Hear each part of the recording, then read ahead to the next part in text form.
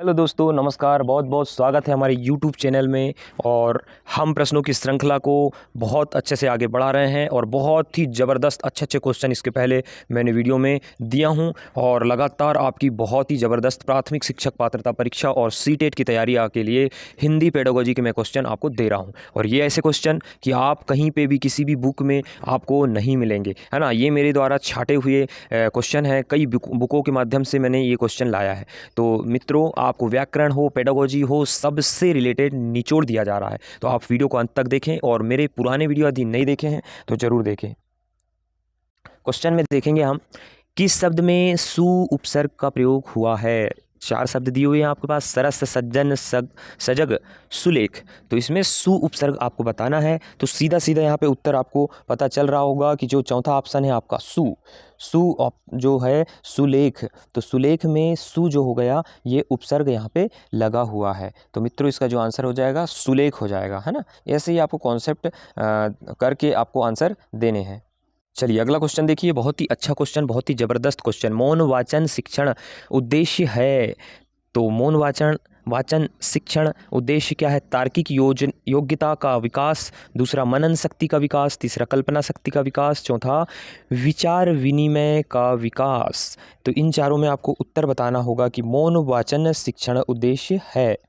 तो यहाँ पे इसका उत्तर हो जाएगा, ये हो जाएगा मनन शक्ति का विकास। मनन शक्ति का विकास मौन वाचन शिक्षण उद्देश्य है। चलिए अगला क्वेश्चन की ओर बढ़ते हैं। शिक्षा शास्त्र का भाषा एक कौशल है, ठीक है, और इसका विकास अभ्यास पर निर्भर करता है। निम्न में से किसका कथन है। ये किसका कथन है आपको बताना होगा कि भाषा एक कौशल है। जीन पियाजे का, थार्नडाइक का, स्किनर का, और जीन पियाजे और स्किनर। तो आपको भाषा के बारे में किसने बताया है वो याद करना है और इसका आंसर देना है। तो भाषा से रिलेटेड जो चीज़ें कही गई है, अभ्यास से रिलेटेड, वो कही गई है थार्नडाइक के अनुसार। ये अभ्यास से रिलेटेड चीज़ें कही गई हैं, ठीक है। अभ्यास करेगा बच्चा, करके सीखेगा बच्चा, ये सब थार्नडाइक ने कहा है, ठीक है, याद रखेंगे। अगले क्वेश्चन को हम समझेंगे। किसी परीक्षण की विश्वसनीयता जितनी अधिक होती है उसकी वैधता उतनी ही अधिक होगी, सामान्य होगी, कम होगी, सामान्य एवं कम होगी। तो यहाँ पे बताना है आपको इसका उत्तर क्या होगा। तो इसका उत्तर हो जाएगा अधिक होती है, ठीक है। अगले क्वेश्चन की ओर बढ़ते हैं हम। माध्यमिक स्तर पर व्याकरण शिक्षण की सर्वापयुक्त प्रणाली क्या है। व्याकरण शिक्षण की सर्वापयुक्त प्रणाली क्या है। तो पहला देखेंगे समवाय प्रणाली, पाठ्यपुस्तक प्रणाली, आगमन निगमन प्रणाली, भाषा संसर्ग प्रणाली। तो इन चारों में इसका उत्तर बताना है आपको क्या होगा। तो इसका उत्तर जो हो जाएगा वो हो जाएगा आगमन निगमन प्रणाली। आगमन निगमन प्रणाली इसका उत्तर हो जाएगा। माध्यमिक स्तर पर व्याकरण शिक्षण की सर्वोत्तम प्रणाली क्या है, आगमन निगमन प्रणाली।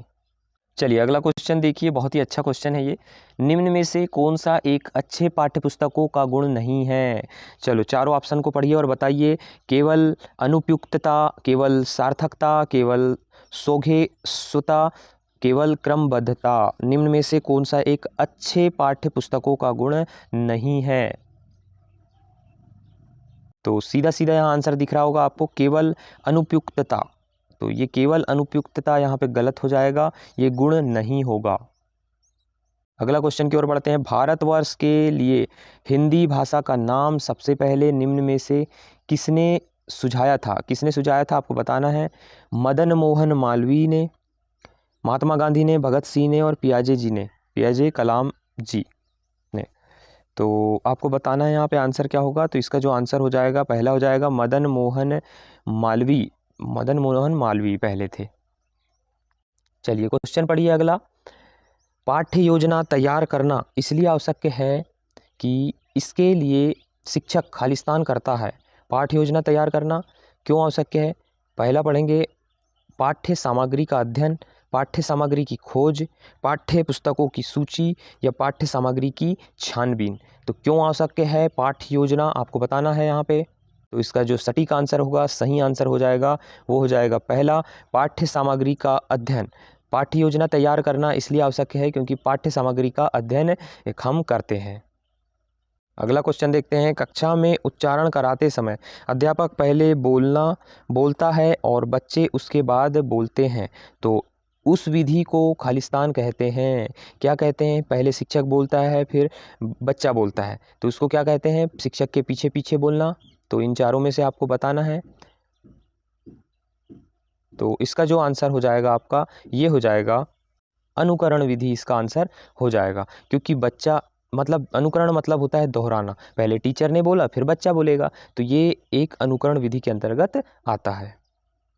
अगला क्वेश्चन देखिए, आयोजित शिक्षक एवं सह शिक्षक कार्यों में हिंदी शिक्षक को मार्गदर्शन प्राप्त नहीं होता है। तो मार्गदर्शन प्राप्त नहीं होता है व्याकरणिक नियमों संबंधी, दूसरा साहित्यिक पक्ष संबंधी, अशुद्ध उच्चारण निवारण संबंधी, होने वाली गलतियां संबंधी। तो यहाँ पे आंसर बताना है आपको। आयोजित शिक्षक एवं सह शिक्षक कार्यों में हिंदी शिक्षक की को मार्गदर्शन प्राप्त नहीं होता। काय का मार्गदर्शन प्राप्त नहीं होता? तो यहाँ पे आंसर हो जाएगा होने वाली गलतियों संबंधी। होने वाली गलतियाँ संबंधी इसका आंसर हो जाएगा। चलिए अगला क्वेश्चन देखिए, भाषा के आधारभूत कौशल।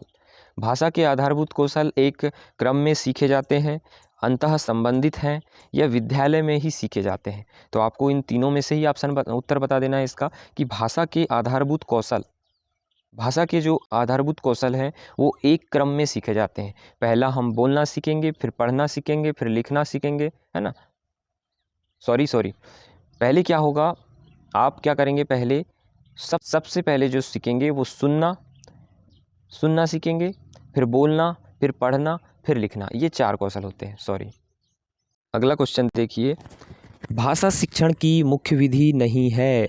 इन चारों विधि में से बताना है आपको, भाषा शिक्षण की मुख्य विधि नहीं है। संरचनात्मक विधि, अनुकरण विधि, अभ्यास विधि, शोध विधि। बताइए ज़रा इसमें से चारों में से उत्तर। तो यहाँ पे भाषा शिक्षण की जो मुख्य विधि नहीं है तो वो शोध विधि नहीं है। अभ्यास तो होगी, अनुकरण होगी, संरचनात्मक विधि होगी, सभी होंगी, पर शोध विधि नहीं होगी। चलिए अगला क्वेश्चन देखिए, भाषा की पाठ्यपुस्तक में लोकगीतों को स्थान देना। पहला पढ़ेंगे, गायन को महत्व देना, दूसरा परंपरा को निर्वाह करना है, या तीसरा भारत की सांस्कृतिक विशेषताओं में परिचित होने में मदद करता है, या चौथा है बच्चों को बोल कर पढ़ने के लिए निर्देश दिया गया जाए। तो इन चारों में से उत्तर आपको बताना होगा। तो आपके लिए उत्तर हो जाएगा यहाँ पे, भारत की सांस्कृतिक विशेषताओं से परिचित होने में मदद करता है। भाषा की पाठ्यपुस्तक में लोकगीतों का स्थान क्या है कि भारत की सांस्कृतिक विशेषताओं से परिचित होने में मदद करता है। ये आपको ऐसे समझ कर आंसर देने होते हैं। पेडागोजी से रिलेटेड जो क्वेश्चन होते हैं वो पढ़ करके तुरंत आंसर नहीं दिए जाते हैं, उनको पढ़ा जाता है, फिर समझा जाता है, उसके बाद आंसर दिया जाता है। जल्दबाजी में कोई भी आंसर आपको देना नहीं है और धैर्यता से आपको प्रश्न वहाँ पे पढ़ करके उत्तर देना होगा। ठीक है, तो पेडागोजी जो होती है, पांचों विषय की पेडागोजी आपको बहुत इंपॉर्टेंट होती है, क्योंकि वो अगर आपने पेडागोजी अच्छे से समझ लिया है तो ये याद रखिए कि आप पेडागोजी 15-15 नंबर की हर विषय की पेडागोजी अगर आपने बना लिया तो आप एक बहुत अच्छा स्कोर कर सकते हैं। तो मित्रों, आप पेडागोजी पे सबसे ज़्यादा फोकस किया करो। ठीक है, चलिए अगले क्वेश्चन में बढ़ते हैं हम। चलिए अगला क्वेश्चन को देखते हैं हम। डाल्टन शिक्षण विधि का विकास किसने किया? डाल्टन शिक्षण विधि का विकास किसने किया? यहाँ पे बताना है, मिस हेलेन पार्कहर्स्ट ने, डॉक्टर स्वीट ने, या करुणापति त्रिपाठी ने, या सीताराम चतुर्वेदी। तो मित्रों, इसका जो आंसर हो जाएगा वो हो जाएगा मिस हेलेन पार्कहर्स्ट ने। चलिए अगले क्वेश्चन की ओर बढ़ते हैं हम। व्याकरण का मुख्य उद्देश्य निम्न में से किसका विकास करना नहीं है? तो कौन सा नहीं है, किसका विकास करना व्याकरण का उद्देश्य नहीं है, आपको यहाँ पे बताना होगा। तो सबसे पहला देखेंगे पढ़ने के कौशल का, बोलने के कौशल का, लिखने के कौशल का, या तर्क करने के कौशल विकास का। तो यहाँ पे आपको बता दूं, जो उद्देश्य सबसे लास्ट वाला उद्देश्य दिख रहा है आपको, तर्क करने का के कौशल का विकास। तो ये विकास जो होता है वो गणित से होता है, याद रखेंगे, गणित पेडागोजी से रिलेटेड क्वेश्चन है ये। तो ये तर्क करने का विकास गणित से होता है, ना कि हिंदी से होता है। हिंदी से तो अपने जो विकास हो रहे हैं वो पढ़ने के कौशल का हो रहा है, बोलने के कौशल का विकास हो रहा है, लिखने के कौशल का विकास हो रहा है। ये सभी विकास व्याकरण हिंदी के कौशल से होते हैं, और लास्ट जो होता है तर्क करने का जो कौशल होता है वो गणित से होता है। तो यहाँ पे इसका आंसर जो हो जाएगा नहीं में, वो हो जाएगा लास्ट वाला। चलिए अगले क्वेश्चन को हम देख लेते हैं। भाषा पुस्तकालय में किस प्रकार की पुस्तकें होनी चाहिए? तो यहाँ पे बताना है आपको, 4 ऑप्शन दिए हुए हैं। भाषा पुस्तकालय में किस प्रकार की पुस्तकें होनी चाहिए? साहित्यिक, लोक रंजनकारी या लोक मंगलकारी या चौथा फिल्मों से संबंधित। तो यहाँ पे आपको आंसर बताना है कि भाषा पुस्तकालय में किस प्रकार की पुस्तकें होनी चाहिए। तो इसका जो आंसर हो जाएगा ये हो जाएगा फिल्मों से संबंधित। भाषा पुस्तकालय में किस प्रकार की पुस्तकें होनी चाहिए? फिल्मों से संबंधित। चलिए अगला क्वेश्चन बहुत अच्छा क्वेश्चन, कॉन्सेप्ट वाला क्वेश्चन है। इसको ध्यान से पढ़ें कि पाठ्यवस्तु का भावपूर्ण पठन केवल कविताओं पर ही लागू होता है। दूसरा, पठन का एकमात्र आदर्श रूप है। या तीसरा, पठन की पहली और अनिवार्य शर्त है।